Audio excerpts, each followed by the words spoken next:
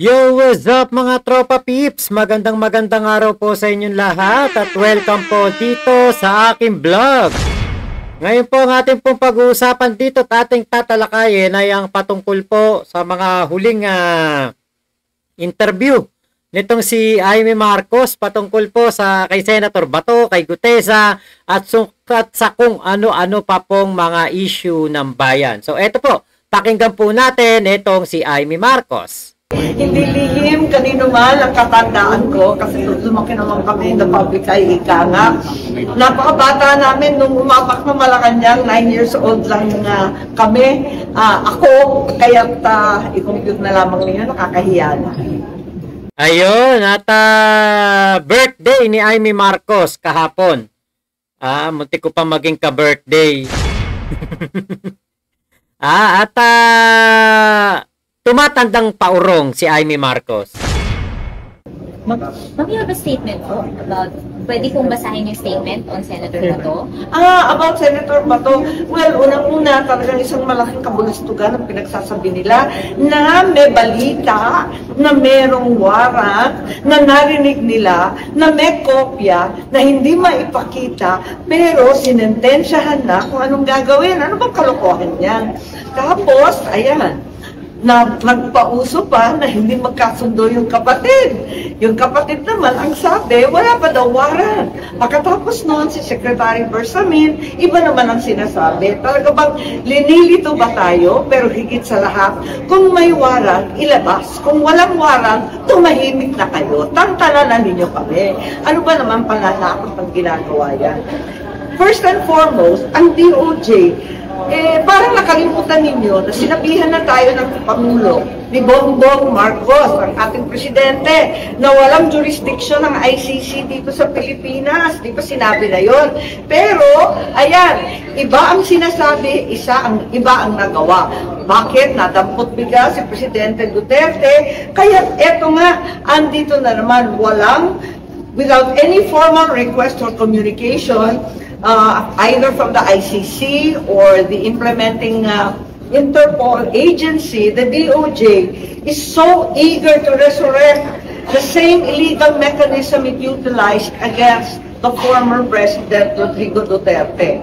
Let me remind the DOJ, before any Philippine authority can surrender, extradite, ano-ano pang mga terminology yung ginagamit para lituhin tayo, it must first have lawful custody of that individual.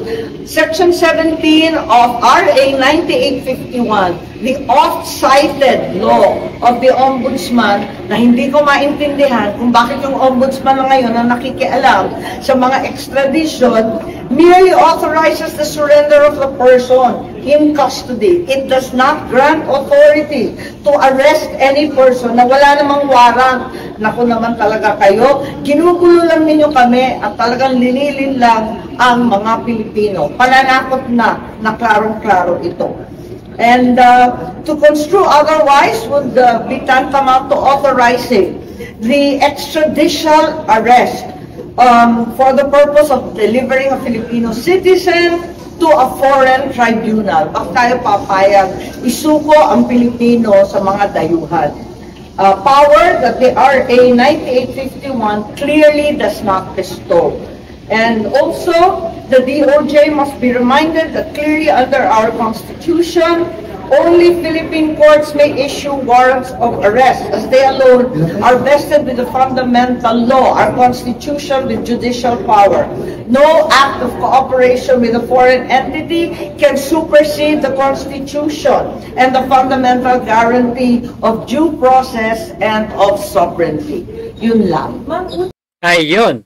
So sa haba-haba po ng kinuda ni Imee Marcos diyan, iisa lang po ang ating nakita.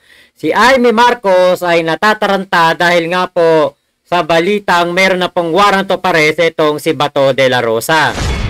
At effective ang sinasabing pananakot ni Sec Boying Remulla dito po kay Imee Marcos. Takot na takot si Imee. Kung mapapansin niyo takot na takot. At talagang nababahala po siya dahil nga po mababawasan ang kanilang grupo, ang Duterte Dogs. Ayan. Kaya po, ito, okay nga yun eh. Hindi nila pinapaniwalaan. Okay yun na sila ay nalilito. Okay nga yun na sila ay naguguluhan. Dahil nga po, kapag po talaga nandyan na ang warrant of arrest ni Bato de la Rosa, dyan na po talaga sila magkakawindang-windang. Ngayon, lahat ng mga pinagsasasabi ni Amy Marcos dito po sa kanya interview na to, lahat ng kanya mga kinuda, lahat po yan ay soplak na soplak sa isang katotohanan. Nasaan po ba ngayon si Digong Duterte? Nasa kulungan ng ICC at nabubulok.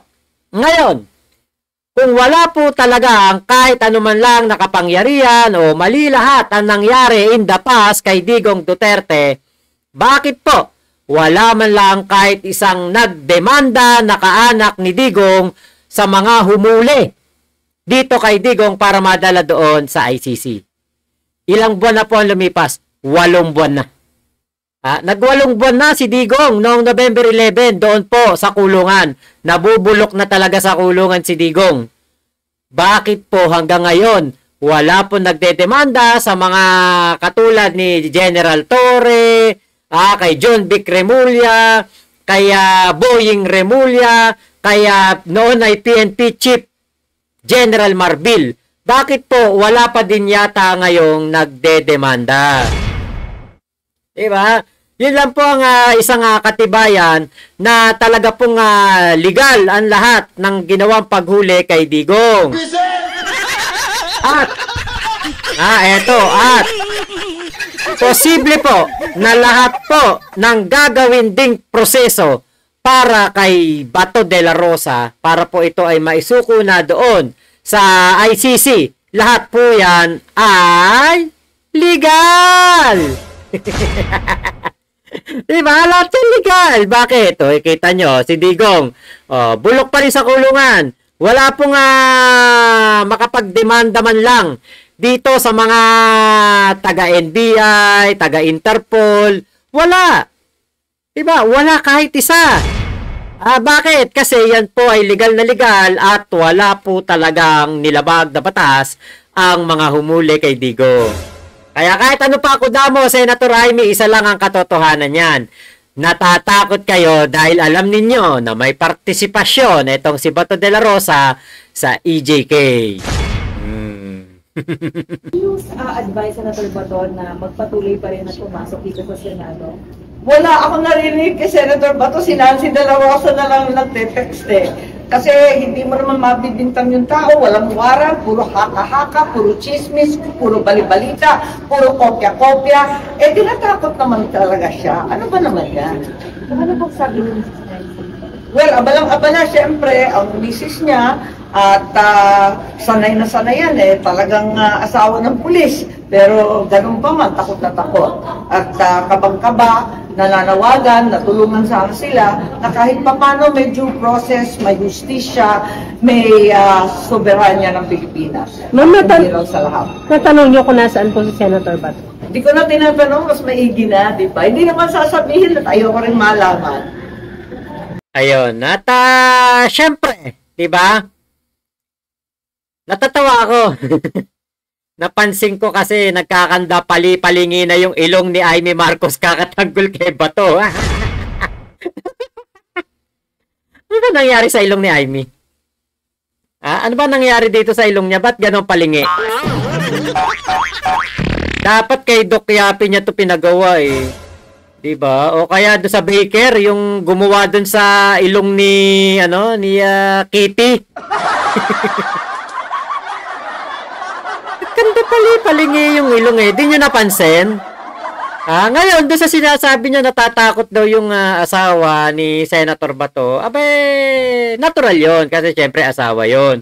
Pero diba, lahat naman po ng ito ay consequence ng mga ginawa ni Bato de la Rosa in the past na kung saan po talagang meron po talaga siyang kasalanan na kailangan po niyang sagutin. Diba? Bilang isa sa mga main player patungkol po sa nangyaring EJK o Oplan Tokhang o kung ano pang mga krimen noong si Digong ang presidente, di ba po, kailangan sagutin niya ni Senator Bato. At bilang isang maginoo, bilang isang dating PNP chief, abay kailangan po niyang sagutin yan ng buong tapang. Kapag po si Senator Bato ay nagtago at si Senator Bato ay tinakasan ang obligasyon na ito sa ICC, nako, para pong sinabi na ni Senator Bato na magre-resign na siya bilang senador.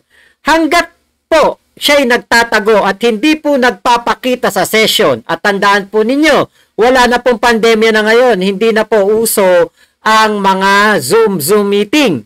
Hindi na po pwede ang teleconference. Nako, baka po masibak na si Senator Bato. Lalo pa, at sinabi po ng DOJ, sinabi rin po ng isa sa mga, kumbaga may kinalaman o may alam dito po sa mga ganitong hulihan, warrant of arrest mula sa ICC.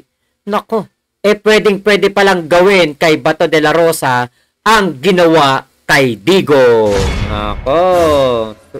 Kaya talaga si Bato po ay magtatago. Biruin nyo, pangalawang araw na, hindi pa rin pumapasok. Sa mga pinarating po, humihingi ng tulong sa system. Humihingi ng tulong sa lahat, talaga naman. At kung maaring tulungan, sabi ko, asahan ninyo kung anong abot ng aking makakaya. Tutulungan natin si Bato. Hindi para makaligtas kung siya ay may sala talaga, kundi na makatarungan ang mga proseso na gagamitin. Huwag itong nangyari kay Presidente Duterte, maulit-ulit. Right now, Ayun, nako, parang gusto ni Senator Amy dumaan sa proseso. Teka, Senator Amy, yung ba mga biktima na EJK, dumaan po ba yan sa due process? ano po yung forms of help or assistance yung plano nyo po na ibigay, i-exert kay Senator Bato po? Syempre sa ngayon, ang dapat ipaliwanag sa taong bayan na huwag tayong papayag na maulit muli ang nangyari kay Presidente Duterte. Kung maulit na naman yan, itong inaanunsyo nila, nadadamputin na naman si Senator Bato, si Senator Bongo, pati si Vice President Sara Duterte, at hindi po pwede yan. At kung sino-sino pa na linilista nila, kakarataduhan na yan, huwag na tayong pumayag. Kayo wag na pumayag, kami payag kami. Kami payag kami, okay nga lang sa amin eh. Di ba? Kayo wag pumayag. Ano gagawin ninyo? Magpi-people power kayo, ilan? Ilan kayo magpi-people power? 1,000? Ayun po ba ma'am, dahil wala pang warrant, kailangan immediately i-produce or i-present kung sakaling may warrant pan, at kung wala, ma-clarify? Yun po ba yung panawagan ninyo? Ang panawagan ko, hanggat klaro at maipakita ninyo na totoo, kinakailangan tumahimik muna kayo. Kasi puros pananakot na ito. Ikalawa, kung talagang nariyan na yung warrant, fair warning lang, babala lamang sa ating mga opisyal, alalahanin na merong pang batas, merong pang konstitusyon, at may karapatan ang bawat Pilipino ipagtanggol ang sarili sa sarili nating mga korte. Ano po na? Ayun, nako, teka. Meron daw pong batas. Bakit? Meron po bang pinairal na batas noon si Digong? Nung ginawa po nila ni Bato de la Rosa ang EJK, ang Oplan Tokhang, diba binaliwala nila ang batas, binaliwala nila ang due process, bakit ngayon ay parang gusto ni Amy Marcos na may due process na gagawin para kay Bato de la Rosa?